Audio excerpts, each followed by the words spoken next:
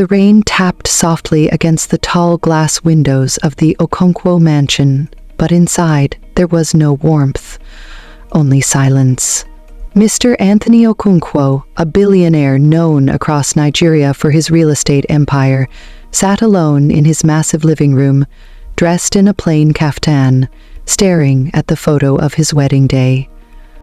His face, once full of pride and power, was now lined with confusion. Something didn't feel right. He had money, he had success, he had a family, but why did everything feel so fake? His wife Mirabelle only smiled when he gave her new jewelry. His daughter Lisa only called him daddy when she needed money for trips abroad. His son Toby barely spoke unless it was about the family business. But tonight, something cracked. Anthony had just returned from the hospital. The doctor had confirmed he was perfectly healthy, but during the checkup, he overheard something that broke his spirit. In the hospital hallway, Mirabelle had been laughing on a phone call. She didn't know he was behind the curtain when she said, "If this man dies now, Hen, I swear my real life will start." His heart sank. He stood frozen, his legs weak. He had to know the truth. Later that night, as thunder rumbled outside, Anthony called his trusted driver and old friend Matthew. "Matt," he said slowly, "I want you to help me fake my death." Matthew's eyes widened. "Sir!" Anthony leaned forward. "I want to know who my family really is. I want to know if they cry for me or celebrate when I'm gone." Matthew scratched his head. "Oga, this one you're saying, it's not small matter." "I know," Anthony said, his voice trembling, "but I'd rather die a fake death than keep living a fake life." The next morning, Anthony visited his personal doctor, Dr. Lawolol, who had once saved his life from a heart attack years ago. "I need your help to pull this off," Anthony whispered. The doctor looked at him for a long time, then nodded slowly. "People don't show you who they are until they think you're no longer watching." And just like that, the plan began.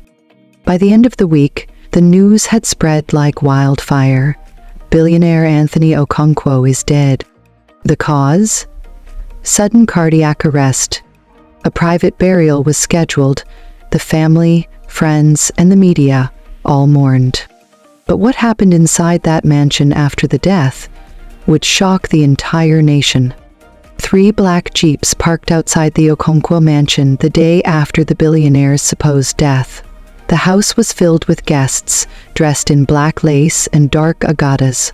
Mourners came with low voices and long faces, offering shallow condolences to the family. But inside the master bedroom, behind a locked door, a different kind of scene was playing out. Mirabelle Okonkwo, now a widow, stood in front of the mirror, adjusting her black wrapper and dabbing fake tears under her eyes. She wasn't crying, she was smiling. She applied red lipstick, humming softly to herself. Behind her, her best friend Ngozi watched with suspicion. "Mirabelle," she said, arms folded, "your husband just died yesterday. Why are you dressing like you're going for Owambe?" Mirabelle scoffed and turned. "No, baby, I beg spare me. That man died long before he stopped breathing.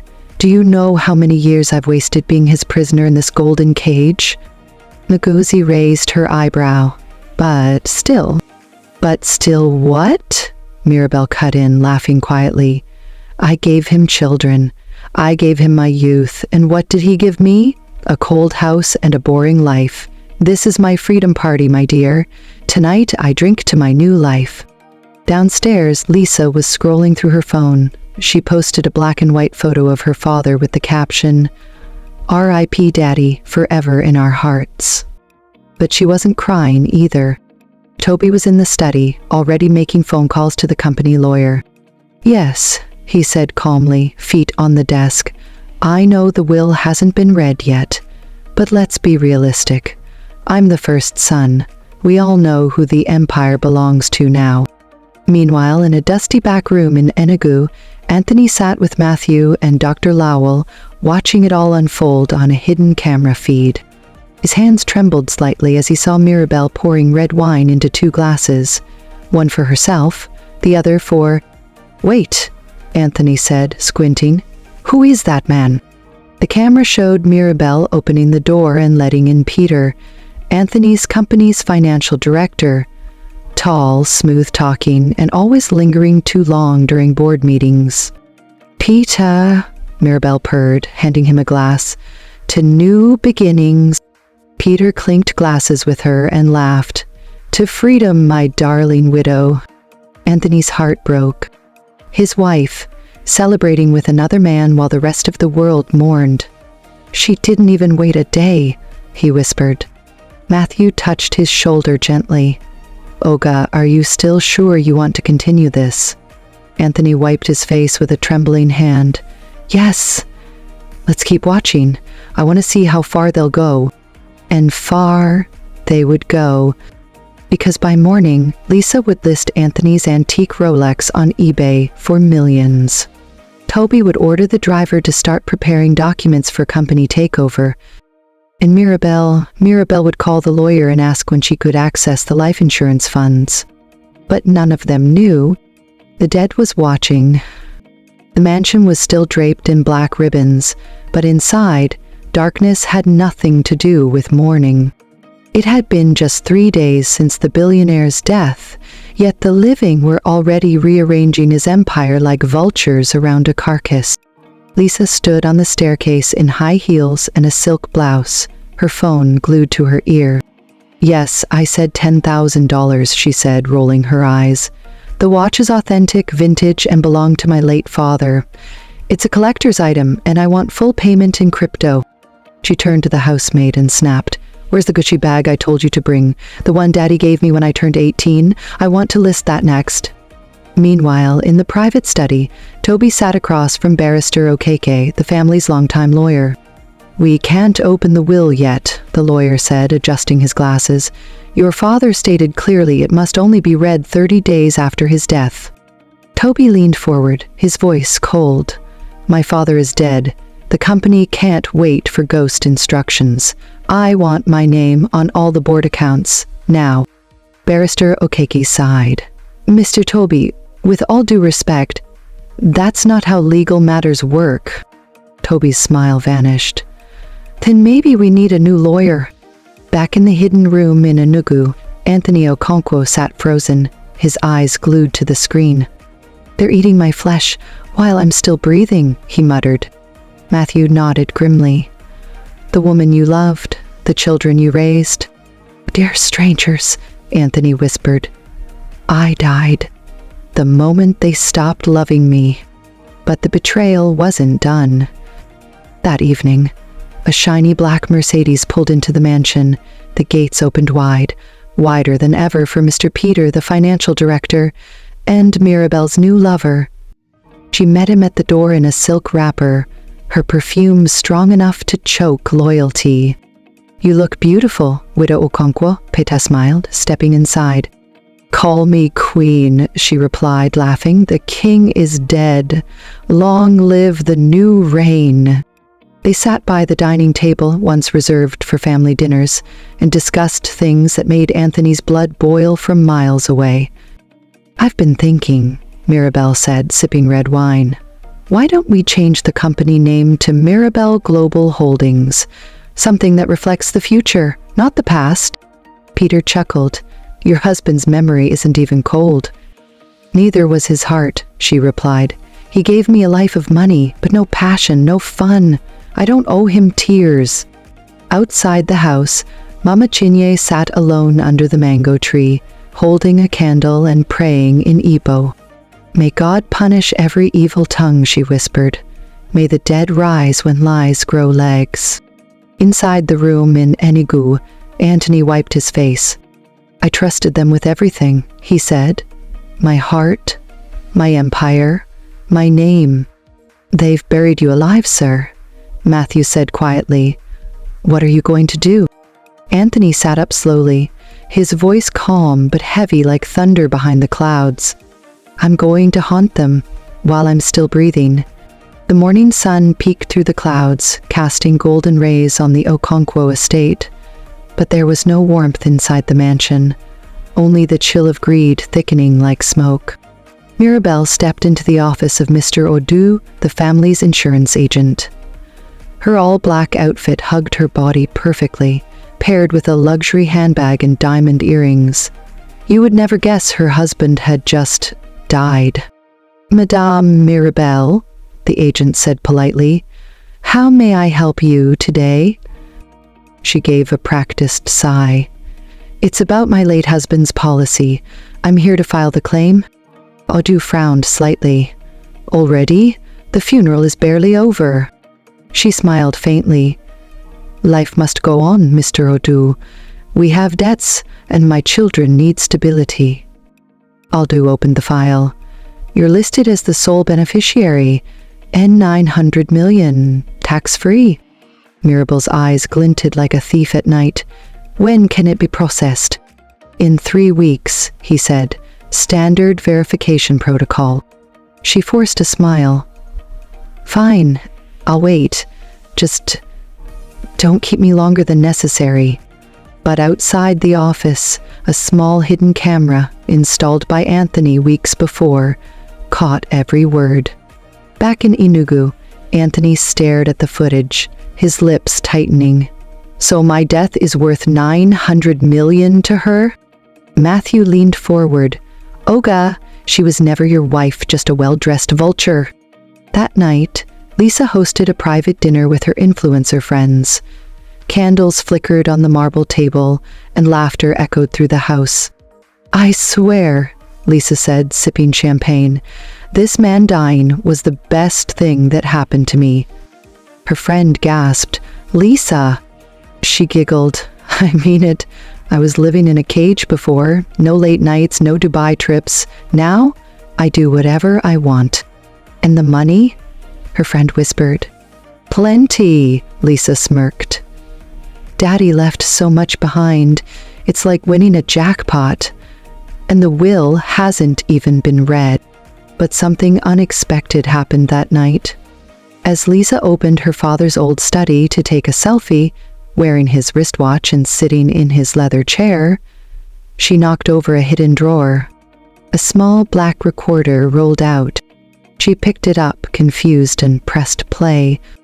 "This is Anthony Okonkwo. If you're hearing this, I'm not dead. I'm watching.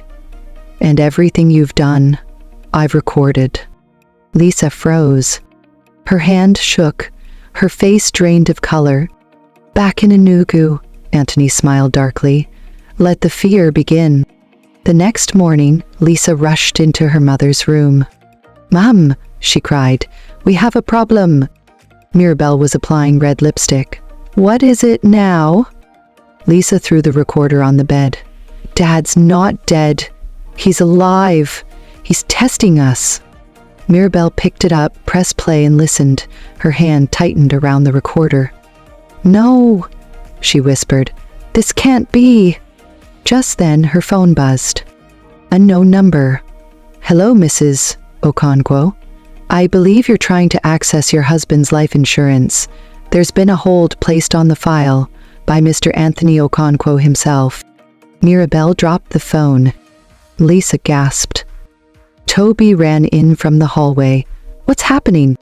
Mirabelle's lips trembled. "He's alive." The living room of the Okonkwo mansion was crowded that Sunday afternoon. Friends, relatives, church elders, and neighbors had gathered for a prayer memorial. Candles lined the walls. A large portrait of Anthony sat on a white draped table with a giant ribbon that read, "Gone too soon." Soft gospel music played in the background as people whispered and nodded solemnly. Mirabelle stood at the front, dressed like a saint in her black lace, gently dabbing her eyes with a white handkerchief. Lisa wore oversized sunglasses and chewed gum. Toby paced near the window, pretending to receive calls. A pastor cleared his throat and lifted a Bible. "Let us begin this service by remembering the life of our beloved brother Anthony." Suddenly, the door creaked open. A gust of wind blew through the room, making some candles flicker. Everyone turned. Standing at the door was a man in white kaftan. Calm, tall, alive. It was Anthony. Gasps filled the room. Chairs scraped. Someone screamed. One elderly woman fainted instantly. Lisa dropped her drink. Mirabel's hand began to shake. Toby backed up slowly like he had seen a ghost. "Jesus!" someone shouted. "Is that the dead man?" another whispered. Anthony stepped in slowly, his footsteps echoing across the marble floor. He looked around the room, face blank, eyes sharp.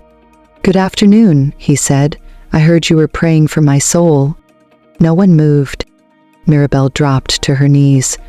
"Anthony, is this real? Are you alive?" He walked closer, alive and disappointed. Lisa stammered, But we saw your casket." "It was empty," he replied coldly, "just like the loyalty in this house." Pastor dropped his Bible. "My God, it's a miracle!" Anthony turned to the guests. "Thank you all for coming, but I don't need prayers. I need answers." He faced his wife. "Tell me, Mirabel, why were you planning parties with Peter the same night I died?" Mirabel's lips trembled. "It's not what it looks like." "Oh, really?" Anthony pulled a remote from his pocket and clicked it. A hidden projector on the wall flickered to life. Hinted footage began to play. Mirabel laughing with Peter, Lisa selling his things online, Toby discussing company takeover. Gasps spread like wildfire. The whole room was silent. Anthony turned to the crowd. "This is my family." Lisa tore off her glasses. "Dad, please." He raised a hand. "Save it. I gave you life. You tried to catch it." Toby stepped forward. "Look, it was a mistake." Anthony's voice rose. "Mistake? You forged documents. You wanted me buried faster than I could rot." Mirabel cried out. "I was hurt. I thought I lost you." "You never had me," he snapped. "You were too busy chasing my replacement." He turned to the crowd. "To everyone here, this is why I faked my death. To expose the truth." Silence. Then he dropped the final bomb. "I've changed my will. From today, my estate belongs to the only person who stood by me, Mama Chinyer's grandson, Ebuka. He is my legal heir." Gasps again. Lisa fainted. Toby shouted, "What?" Mirabel collapsed in tears. But Anthony turned, walking out the door just as calmly as he entered. This time, not as a ghost, but as a man risen with fire. The morning after Anthony's shocking return, the Okonkwo mansion was quieter than a graveyard. No staff, no guests, no light laughter in the kitchen, just silence. Mirabel sat alone in the once grand dining room, staring blankly at her untouched cup of tea. Her makeup from the night before had smudged under her eyes, and her wig sat crooked on her head. She hadn't slept. She couldn't sleep.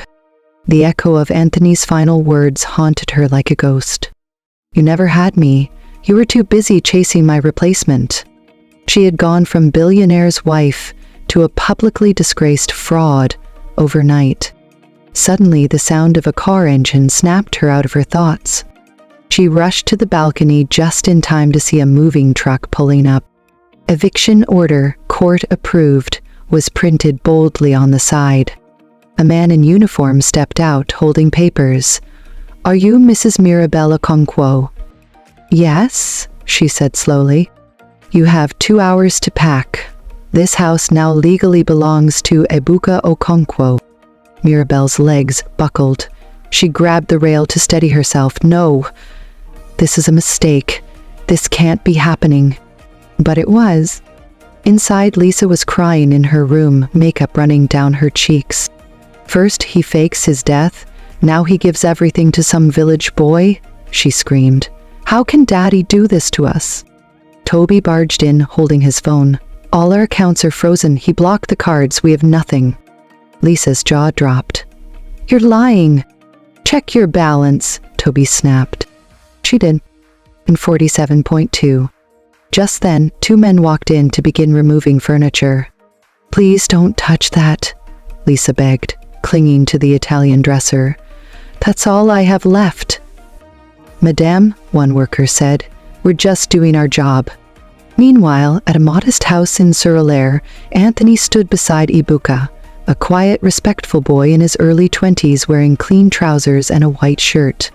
"Sir, I don't understand," Ibuka said softly. "Why me?" Anthony looked at him with tired eyes and a kind smile. "Because you're the only one who gave love without price." Ibuka's eyes welled up. "I only cleaned your shoes." "And in doing so," Anthony said, "you cleaned my soul." He handed him a brown envelope. "This is the deed to the mansion, and this," he pulled out a black pen, "is your future. Sign it, and I'll teach you how to lead the empire." Ibuka's hand shook as he signed. Back at the old mansion, Mirabelle was now standing barefoot in the driveway, bags piled beside her, watching as strangers carried out the last pieces of the life she once ruled. Lisa and Toby stood behind her, defeated, disowned, and disgraced. Just then, a black SUV pulled up slowly. The windows rolled down. Anthony sat in silence. Mirabelle ran forward. "Anthony, please." He looked her in the eye. "I loved you," he said. "You buried me with your greed." Then he rolled the window up, and the car drove away. Mirabelle collapsed to her knees, and for the first time since his death, she cried. Ibuka stood silently at the entrance of the Okonkwo mansion, the same place where he used to deliver firewood and clean shoes. Only now, the giant iron gates opened for him. He stepped inside slowly, wearing a clean blue kaftan sewn just for the occasion.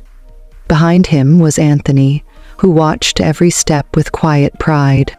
"From today," Anthony said, "this is your home. But remember, wealth doesn't change who you are. It reveals who you've always been." Ibuka nodded. "Yes, sir." Inside, the remaining staff stood in a nervous line. Drivers, cleaners, cooks. Some had mocked Ibuka in the past. Others barely noticed him at all. One of the drivers whispered to the head maid, "Nah, this one go lead us now. The firewood boy." The head maid glanced at him. "Quiet. The dead man came back to life for this boy. That means something." In the main hall, Barrister Okeke arrived with the final documents. "Congratulations, Mr. Ibuka. Everything is legally in your name now. Properties, business shares, accounts." Ibuka's hands trembled slightly as he took the folder. "Thank you, sir, but what if people don't accept me?" "You don't need acceptance," Okeke said. "Just purpose. The same people who laugh today will clap tomorrow, if you lead with heart." But not everyone was clapping. At a nearby hotel, Mirabelle, now stripped of all titles, sat with Lisa and Toby, drinking sachet water. "I still don't believe it," Lisa muttered. "That boy, that Bush boy?" Toby slammed the table. "This is madness. He doesn't have a degree. He doesn't have class." Mirabelle's face darkened. "He doesn't deserve our life. And if Anthony thinks this is over, he's wrong." Back at the mansion, Ibuka took a slow walk through the rooms. Each space whispered memories, some beautiful, others heavy with betrayal. He paused at the dining table and sat in Anthony's old chair. The leather creaked softly beneath him. Mama Chinière, his grandmother, walked in with tears in her eyes. "I used to clean this floor," she whispered. Ibuka stood and held her hand. "Now you'll walk on it like royalty." Anthony watched from the balcony, a faint smile on his face. But downstairs, whispers were growing. Some board members of the Okonkwo group had gathered for an emergency meeting. "This village boy cannot lead us," one said. "We've built this empire with experience, not pity," another snapped. "He's just a phase. We wait for him to fail."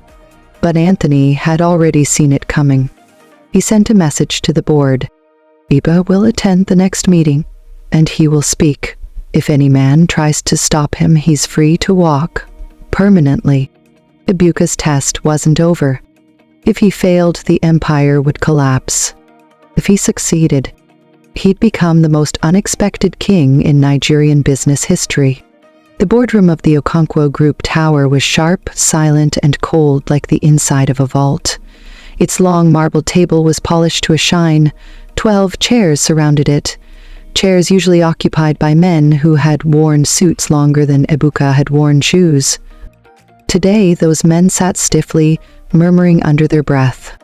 And at the head of the table, wearing a dark navy suit sewn overnight by Anthony's personal tailor, stood Ebuka. He looked calm, but his heart was pounding. The head of logistics, Mr. Emeka, cleared his throat. "Mr. Ebuka," he said with a fake smile, "it's not that we don't respect your surprise appointment, but you must admit, leading a multi-billion naira company is not something taught in firewood markets." Laughter rumbled quietly around the table. Ebuka nodded slowly. "You're right, sir. But loyalty is not taught in boardrooms either. I watched how this empire was built, and I also watched how some of you planned to tear it apart the moment my father died." The room fell silent. Mr. Yenka, head of finance, leaned forward. "And what exactly do you plan to do with us, Mr. Ebuka?" Ebuka pulled out a folder. Audit reports, backdated embezzlement, secret side deals with competitors. Some of you stopped being loyal long before I arrived. Whispers erupted. "I didn't come here to play king," Ebuka said firmly. "I came here to protect my father's legacy. If you work with me, I will honor you. If you work against me—" He paused. "I will fire you." The silence was so thick you could hear paper breathe. Then, to everyone's shock, Anthony walked into the room, slow and steady like a lion checking his den. "I'm still alive," he said, eyes scanning the board, "but I'm done leading. The man you see before you is my choice, and my blood." Gasps. "Yes," Anthony continued, "Ebuka is my son. From a mistake I made in my youth, but a mistake I will never regret again." Ebuka's hands shook. He had never heard this before.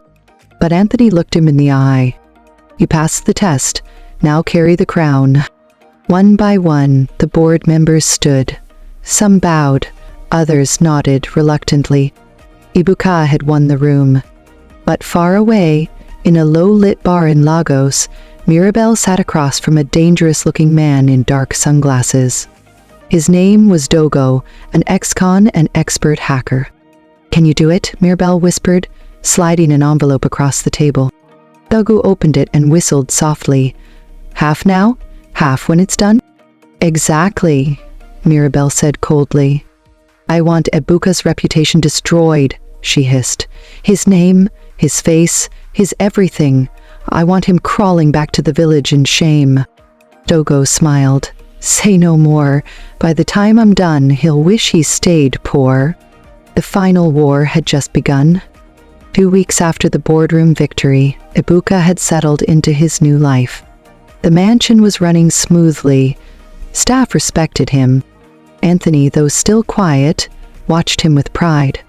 And in the city, whispers began to spread of a new kind of CEO, young, humble, and ruthless, with corruption. But far away, inside a dimly lit cyber cafe behind a mechanic shop in Ajegun, Dogo was at work. Multiple laptops, red energy drinks, code flying across screens. Target, Ebuka Okonkwo. He hacked into the company's old servers, replaced Ebuka's profile image with one of him washing cars. He forged emails, doctoring a message that made it look like Ebuka had asked for bribes to win a contract. He spread these across fake news blogs. Then came the final strike, a manipulated video. A clip of Ebuka talking about taking back power, twisted into something that sounded like a tribal insult. Within 24 hours, Twitter caught fire. Fake CEO. Fire Ibuka. Ukangu corruption. Social media exploded. News stations picked up the story. Ebuka Okonkwo under fire for bribery allegations. Protesters began to gather outside the Okonkwo Group HQ. Inside the boardroom, the same men who had clapped weeks earlier now shouted, "Sir, we must suspend him immediately. This scandal could destroy our stocks."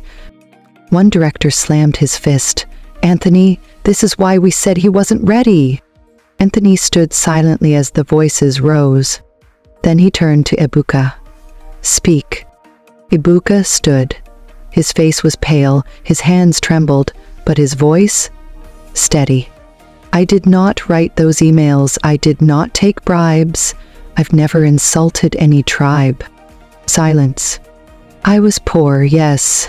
I was unknown. But I've never been fake." He turned to a young IT officer standing by the projector. "Can you trace the origin of the leaks?" The officer nodded. "We tried earlier but were blocked. However, I installed a tracer. We found the IP address." He clicked. A map popped up. Location: a small bar in Lagos. Registered owner, Mirabel Okonkwo. Gasps. Anthony's face tightened. Mirabel. Ibuka closed his eyes. His own stepmother, his father's wife, was behind the attack. Later that night, back at the mansion, Ibuka sat alone in the garden. The lights of the house shimmered behind him, but he felt cold. Anthony approached, placing a hand on his shoulder. "You handled that like a king," he said. "I'm tired," Ibuka whispered. "I know, but real leaders don't rise by applause, they rise by fire." Ibuka nodded slowly. "Then let the fire keep burning." Meanwhile, across town, Mirabel received a call. "Hello?" she answered. Anthony's voice, cold, clear. "You failed." She froze. "I warned you once," he continued. "Now it's over. Legally, socially, publicly, you no longer exist in our story." Click. Mirabel stared at her phone, and for the first time, no plan came to mind, just fear. The day of the press conference arrived. The Okonkwo Group auditorium was packed with journalists, investors, and employees, everyone waiting to hear whether Ibuka would step down or fight back. Cameras flashed. Social media streamed it live, scandal-ridden CEO to address the nation. Ibuka walked onto the stage, dressed in a simple black kaftan, no tie, no designer shoes, just truth in his eyes. He stood behind the podium. The room was silent. He took a breath. "I was born in a one-room, face me, I face you, in Aba. My mother sold okpa. My father, I never knew." He paused. "My first job in the Okonkwo family was to clean shoes. I was invisible. I was mocked. But I learned. I listened. And I stayed loyal." The crowd leaned in. "So when lies began to spread about me, emails I never wrote, words I never said, I wasn't surprised. I've been lied about before. What surprised me was who was behind it." He turned and nodded at a staff member. The screen behind him lit up. A full investigative video played, tracing the forged documents and videos to Mirabel's bar. It showed Dogo accepting payment. It showed the real, unedited footage of Ibuka's speech. Gasps filled the room. "And now," Ibuka said, voice strong, "let the truth speak louder than noise." Another screen played a clip of Anthony, recorded just hours before. "I built this empire with my hands," Anthony said. "But my family betrayed me. Only one person stood beside me, not for money, but for love. I name him my son, not just in will, but in heart. He is not a mistake. He is my legacy." The screen faded. The room erupted in applause. Some cried. Journalists jumped to their feet. Tweets flooded the internet. Ibuka declared truth wins. From shoe cleaner to CEO, the nation's new hero. Anthony Okonkwo admits secret son.